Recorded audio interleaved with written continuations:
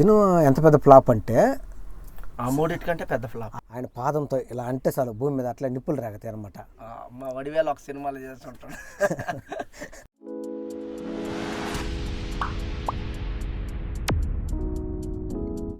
Hi friends, ఈరోజు మనం megastar Chiranjeevi గారు నటించిన రిక్షా ఓడు సినిమా విషయాల గురించి డిస్కషన్ చేసుకుంటున్నాం. ఆ సినిమాకి కోటి రామకృష్ణ గారు డైరెక్టరు, కోటి గారు సంగీతం, చిరంజీవి గారు డ్యూయల్ రోల్ అనమాట. అంతకుముందు చిరంజీవి గారు రక్త సింధూరం అని కొన్ని సినిమాల్లో దొంగ మూడు హోటల్లో డ్యూయల్ రోల్ చేసినా కూడా దీంట్లో వచ్చి తండ్రి క్యారెక్టర్ చేసి ఉంటాడు అనమాట. ఈ సినిమా కంటే ముందు చిరంజీవి గారు బిగ్ బాస్, అల్లుడా మజాక, మెకానిక్ అల్లుడు అవన్నీ వచ్చినాయి. బట్ అవన్నీ కూడా యావరేజ్ అయిపోయినాయి. ఆ తర్వాత ఈ నెక్స్ట్ మూవీ అన్న బాగా హిట్ అవుద్ది అనుకునేసి రిక్షా ఓడి చేసిండు. యాక్చువల్గా రిక్షా ఓడి కంటే ముందు ఆ ప్లేస్లో ఇంకొక సినిమా చేయాల్సి వస్తే కోటి రామకృష్ణ గారి డైరెక్షను. సరే, కోటి రామకృష్ణ గారు చెప్పానంట, నా దగ్గర తండ్రి కొడుకుల స్టోరీ ఒకటి ఉంది, చిరంజీవి గారికి సూట్ అవుద్ది అనేసి. సరే, ఆ స్టోరీని పక్కన పెట్టేసి తండ్రి కొడుకుల స్టోరీ ఉండే ఈ కథ చేసిండ్రు. సినిమా ఎంత పెద్ద ఫ్లాప్ అంటే ఆ మూడిటికంటే పెద్ద ఫ్లాప్. ఆ మూడు సినిమాలు బిగ్ బాస్ వాటికంటే కూడా ఇది పెద్ద ఫ్లాప్ అయిపోయింది. ఫ్లాప్ అయిపోయి 95లో రిక్షా ఓడి వస్తే 96లో చిరంజీవి సినిమానే తీయాల. 1 ఇయర్ గ్యాప్ తీసుకున్నాడు.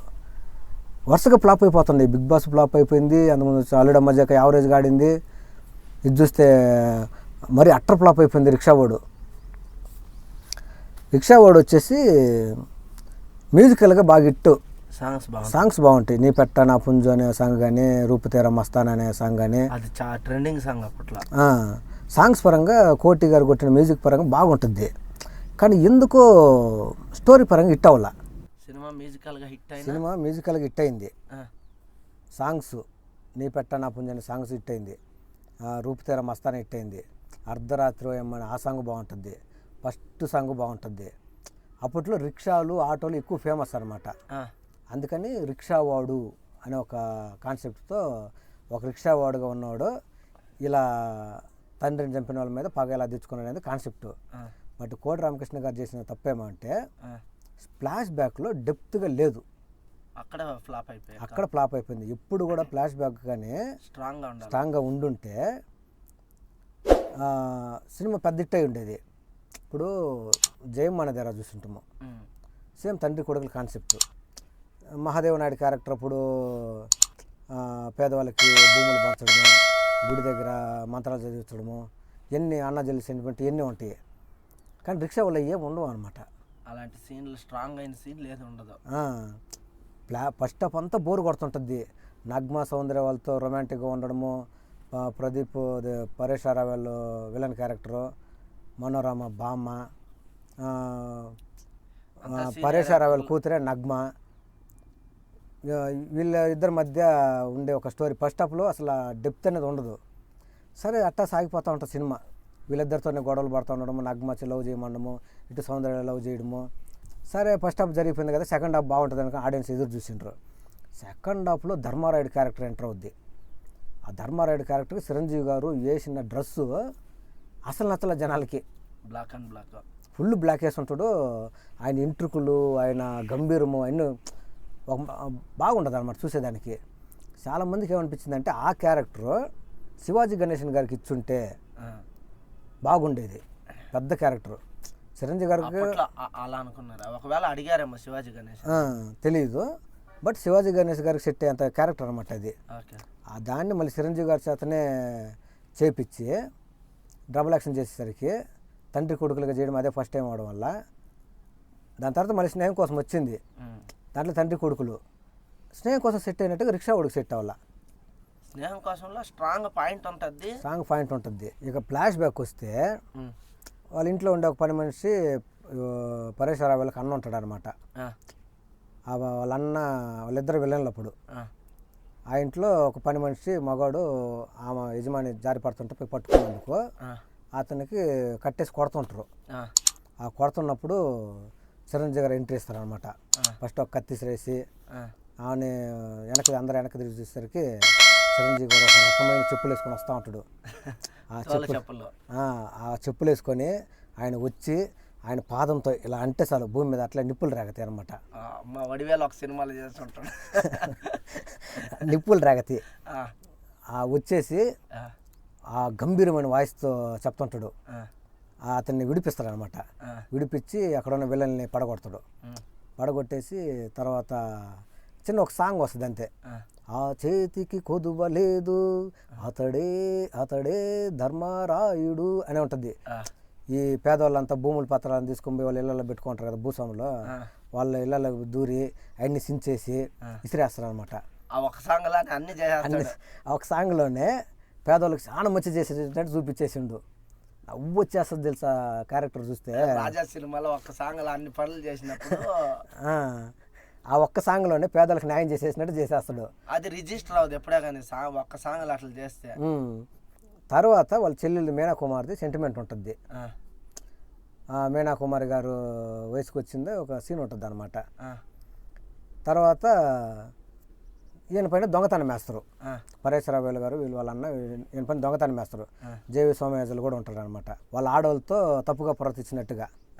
దొంగతనం కాదు అది. దొంగతనం కాదు, మా ఇంట్లోకి వచ్చి మా ఆడవాళ్ళతో తప్పుగా ప్రవర్తించింది అనేసి దొంగతనం. ఆయన గుడి దగ్గర ఉంటారు అన్నమాట చిరంజీవి జేవి సోమయాజులు ఇద్దరు. అప్పుడు పోలీసులు అరెస్ట్ చేయడానికి వస్తారు. అపనిందేసి అరెస్ట్ చేస్తారు అనమాట. ఆమె చెప్పడానికి అది కాదండి అని చెప్పబోతుంటే వద్దమ్మా అని చెప్పేసి ఆపుతారు అనమాట. అనేసి నేను తప్పు చేసిన అనిపిస్తే నాకు సైకిల్ వేయండి అని చెప్పేసి సైకిల్ వేయించుకొని వెళ్ళిపోతాడు జైలుకి. జైలుకి పోయి వచ్చేసరికి మీనా కుమార్ని వీళ్ళలో రేప్ చేసి చంపేస్తుంటారు. తిరిగి ఇంటికి వచ్చేసరికి ఇంటికి కాలు కడుక్కోవడానికి నీళ్ళు ఇచ్చేదానికి బదులు ఆమె చచ్చిపోయిన అస్థికలు తీసుకొచ్చేస్తారు అనమాట. అప్పుడు ఇంకా చిరంజీవి కోపం వచ్చేస్తుంది. వాళ్ళ ఇంటి మీదకి పోయేసి కత్తి తీసుకొని వాళ్ళని నరికి పరేశ్వరరావు వాళ్ళ అన్నని మాత్రం నరికేస్తారు అనమాట. నరికేసి ఆనంద్ చంపేస్తాడు. గుండెలు సీల్ చేస్తాడు అనమాట పెట్టేసి. అట్లా సీల్ చేస్తున్నా కానీ ఇంకా పరేశ్వరరావు తప్పించుకునేస్తాడు. తప్పించుకుంటున్నా కానీ ఇంకా అస్థికలు తీసుకుపోయి గంగలో కలుపుతూ ఉంటాడు. గంగలో కలుపుతున్నప్పుడు సడన్గా విలన్లు అటాక్ చేస్తారు. లోపల నీళ్ళలో ఉంటారు. సడన్గా పొడి చేస్తారు అనమాట. ఆ నీళ్ళలోనే ఫైట్ ఉంటుంది. అదే టైంకి జయసుధ కూడా కడుపుతూ ఉంటుంది అనమాట. కడుపుతున్నప్పుడు పరిగెత్తుద్ది ఒక చెరువు కట్ట దగ్గర, పడిపోద్ది. ఇంకా ఆయన లేచి పడిపోయి ఉంటాడు. వీళ్ళతో ఫైట్ చేసి వచ్చి గట్టుని పడిపోయి ఉంటాడు. ఇంకా భర్త లేని బతుకు నాకు ఎందుకని చెప్పేసి ఆ కత్తి తీసుకొని పొడుచుకోపోతే సడన్గా ఒక కన్ను ఓపెన్ చేస్తాడు అనమాట. చిరంజీవి కన్ను తెరిచి పరిగెత్తుకుంటూ పోయి ఒళ్ళో పడతాడు. జయసుధ పొడుచుకోపోయి కరెక్ట్గా చిరంజీవి పొడిచేస్తుంది, వీపున పొడిచేస్తుంది. అదే టైంకి పరేశ్వరరావు పోయి ఊర్లో ఉండే జనాలను తీసుకొచ్చేస్తాడు. చూడండి ధర్మారాయుని పొట్టను పెట్టుకుని చంపేసింది అనేసి. అందుకని జయసుధని జైల్లో పెడతాడు. అంతే ఫ్లాష్ బ్యాక్. ఇక్కడ జనాల కోసం చేసింది ఏది ఉండదు అనమాట. చిరంజీవి గారు దాంట్లో ధర్మారాయుడు క్యారెక్టర్ అంటే బ్లాక్ డ్రెస్ వేసుకొని తిరుగుతుంటాడు. ఒక 4 సీన్లు వస్తాయి అంతే. ఆ తర్వాత ఆమె తల్లి మంచిది కాదనేసి, తండ్రిని చంపేసింది అనేసి, కట్టుకున్న భర్తనే చంపింది అనేసి ఆమె పై నిందలేసి ఆమెని జైల్లో పెడతారు. యథావిధిగా కొడుకు వచ్చి దాన్ని అన్ని సాల్వ్ చేస్తారు. తర్వాత రిక్షావాడుగా ఆయన కొడుకు వచ్చేసి వాళ్ళ అమ్మ జైల్లో ఉంటే చూడడానికి పోవడము అవన్నీ ఉంటాయి అన్నమాట. తర్వాత నగ్మ జయసుధని తీసుకుని పరేశ్వరరావు వాళ్ళ దగ్గరికి అప్పగించడము అటు చేసిన తర్వాత నిజం తెలుసుకోండి నీ ఫ్యామిలీ ఇలాంటిది అలాంటిది అని చెప్పి 4 డైలాగులు కొడితే అప్పుడు చిరంజీవి చెంప మీద కొట్టి నా కుటుంబం పచ్చటి నా కుటుంబం మీద ఇలాంటి నిందలు వేసింది మీ కుటుంబం అని చెప్పేసి కొంచెం ఫ్లాష్ బ్యాక్ చెప్తాడు చిరంజీవి గారి గురించి. అది ధర్మారాయుడు క్యారెక్టరు. అంతే ఫ్లాష్ బ్యాక్. నిజం తెలుసుకునేసి నగ్మ పశ్చాత్తాపడుద్ది. ఆ తర్వాత ధర్మారాయుడు విగ్రహం పెట్టుంటారు అనమాట. ఆయన ఒక్క సాంగ్లో విగ్రహం పెట్టేనంత పని చేసిందా? విగ్రహం కూడా పెట్టేస్తుంటారు. ఇంకా తర్వాత ఆయన పోయేసి అక్కడ చాలా మంది రిక్షా వాళ్ళు, విలన్లు, చుట్టూ జనాలు ఎంత ఉంటారు. అక్కడ ఫైట్ జరగద్ది, క్లైమాక్స్ ఫైట్. ఆ ఫైట్ జరిగిన తర్వాత ఒక పరేశ్వరరావులు పోయేసి కరెక్ట్గా ధర్మారాయుడు విగ్రహం దగ్గర పడతాడు. ఆయన చేతిలో ఉన్న ఒక సువ్వ ఆయన కడుపులో అక్కడి నుంచి పడద్దు అనమాట. పడి చచ్చిపోతాడు. నీకు అంతే సినిమా. పెద్దగా రిక్షా ఓడంటే ఏం లేదు. ఫ్లాష్ బ్యాక్ పెట్టకుండా ఉండాలా, పెడితే పేదల కోసం ఏదైనా చేసినట్టు పెట్టి ఉండాలా. లేదు, నార్మల్గా ఉన్నా సరిపోయేది. ఫ్లాష్ బ్యాక్లో ఏదో ఉంది. ధర్మరాయుడు క్యారెక్టర్ దేవుడి క్యారెక్టర్ లాగా, భగవంతుడి క్యారెక్టర్ లాగా ఊరికి పెద్దగా ఏదో చేసిండు అనేటట్టు చెప్తారు. చాలా సినిమాలు అదే కదా అయ్యేదే. అందుకనే దాన్ని ఏం చేసిందంటే ఆ కాన్సెప్ట్తో వచ్చిన నెక్స్ట్ మూవీ మహేష్ బాబు గారిది రాజకుమారుడు. తండ్రి కొడుకులు, తండ్రిని చంపేసిండు, కొడుకు వచ్చి పగ తీర్చుకున్నాడు అనే స్టోరీ రాజకుమారుడు. రాజకుమారులు ఏం చేసిండ్రు, కృష్ణ గారు రైతు రాజ్యానికి నాయకుడు ఉండడము, కొంచెం డెప్త్ ఉంటుంది అన్నమాట ఫ్లాష్ బ్యాక్. దానికన్నా బెటర్గా ఏం చేయాలని చెప్పేసి ఎన్ శంకర్ గారు ఏం చేసిండ్రు, జయమణిధర పెట్టి, జయమణిధర తీసి మహాదేవ్ నాయుడు క్యారెక్టర్ పెట్టి ఇంకా కొంచెం స్ట్రాంగ్గా చేసిండ్రు. అలాగే బన్నీలో కూడా శరత్ కుమార్ గారి క్యారెక్టర్ హైలైట్గా ఉంటుంది ఫ్లాష్ బ్యాక్. అట్లా ఇంకా క్లైమాక్స్లో రిక్షా వాళ్ళు అందరూ దిక్కు కూర్చునేసి ఫైట్ అందరూ ఒక ప్లేస్కి వస్తారు, చుట్టూ జనాలు ఉంటారు, జయసూదాన్ని రాళ్లతో కొట్టేదానికి కొడుతుంటారు, చిరంజీవి కాపాడి రిక్షా వీళ్ళు ఇసిరేస్తారనమాట. అట్లా ఇసిరేస్తున్నాగానే అక్కడి నుంచి ఫైట్ స్టార్ట్ అవుద్ది. అప్పుడు కొంచెం లైట్గా సౌందర్య కూడా ఫైట్ చేస్తుంటుంది. ఇంకా అయిపోద్ది, ఇంక ఇద్దరిని ఎక్కించుకునేసి అట్లా పోతా ఉంటే జయసూద, సౌందర్య, నగ్మ అట్లా రిక్షాలో పోయేటప్పుడు ది ఎండ్ అని పడిపోద్ది అనమాట. దీంట్లో ఒక కొంచెం చెప్పుకోవాల్సిన విషయం ఏమనుందంటే, బాబా సెహగల్ అని ఒక సింగర్, పాప్ సింగర్ ఉంటాడు కదా, రూపుతేరా మస్తానా ఫస్ట్ సాంగ్ ఇక్కడ నుంచే స్టార్ట్ చేసింది అనమాట. తెలుగులో ఫస్ట్ సాంగ్ రూపుతేరా మస్తానా పాప్ సింగర్ని తీసుకొచ్చి పెట్టి పాడిచ్చిందంటే ఒక సాంగ్ చాలా ట్రెండ్ అప్పుడు. ఓకే ఫ్రెండ్స్, ఈ వీడియో మీకు నచ్చినట్లయితే లైక్ చేయండి, షేర్ చేయండి, మా ఛానల్ సబ్స్క్రైబ్ చేసుకోవడం మాత్రం మర్చిపోవద్దు. Thank you friends.